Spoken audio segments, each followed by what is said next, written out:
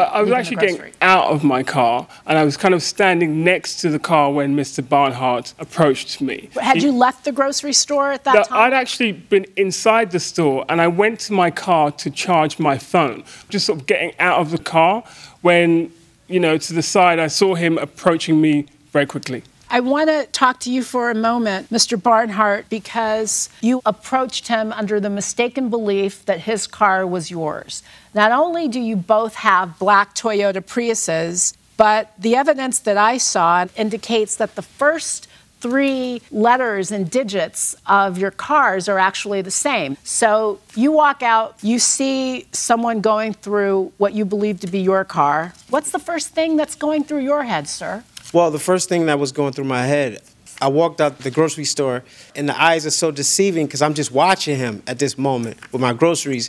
And then he looked to the left, he looked to the right, then he turned around, he opened the door, and he leaned in. So it really put me under the suspicion that he was ravaging my my belongings.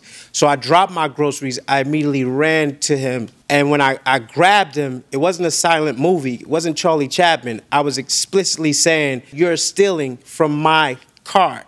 He said, "Help, someone call the police." So I got angry because I felt like you're playing the victim.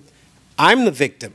So that's when I threw him down to the ground. So at some point you back off. What causes you to stop assaulting him?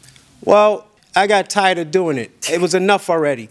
And then he stood up and I said, "What's wrong with you stealing out of my car? Do you know what I'll do to you?" And he said, "What are you talking about? This is my car."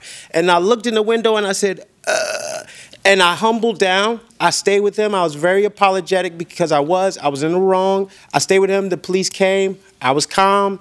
At this point, he was irate and he was getting on the officer's nerves. I was being respectful. I'm sure, I mean, at this point, Mr. Oko, having been beaten to a bloody pulp for no reason, you're probably going to be a little upset. That's exactly it. He wasn't a bloody pulp, though. That's incorrect. He had a knot on his head, but he was not bloodied like a pulp. You know what? Maybe not a pulp. Maybe you just beat the hell out of him. I wouldn't hang my hat on that distinction. Mr. Oko, you mentioned in your complaint that there were some encounters between you and the defendant at the grocery store after the criminal proceedings. Tell me about those encounters. So Mr. Barnhart lives 30 miles away from where I live. Where do you live, sir? I live in Santa Monica. And where do you live, Mr. Barnhart? Glendale. That's 30 miles. Yeah. What were you doing back in that area? Do you work in the area? Yes, I have a studio there. I work there every day.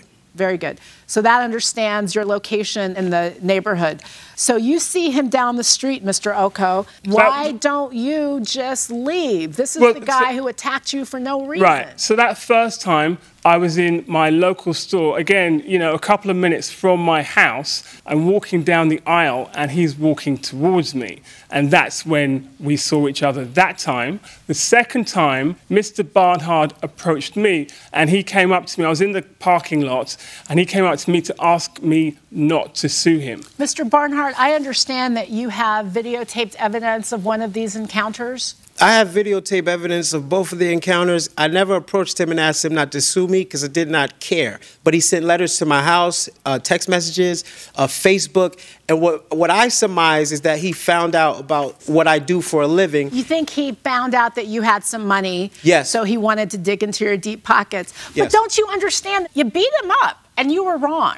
Yes, ma'am. You think that that assault was just worth the $814 that the state ordered you to pay in restitution? What I think is that he should have went through the legal ramifications and got a lawyer and had a lawyer get in touch with me some type of way, not him approaching me and following me in grocery stores. Let's see your evidence. I'd like to see the video.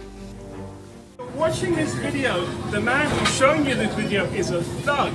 Is a thug. There is no need for this. One at that. You're just a thug and an ignorant. Well, all you had to do was ask me if it was my car. I am standing in a supermarket screaming because the ignorant thug who attacked me for no reason is in the store. Why didn't you say that when I was beating you up? Thank you very much. So you should leave it alone, my dude. Yeah, I should really leave it alone. We have another video? Yes. Let's see that. Yo, why you keep approaching me, man? Why you keep approaching me, man? Stop it, man. I'm minding my business. I would like to, well, I'm glad that you acknowledge that you received my letter about the court case.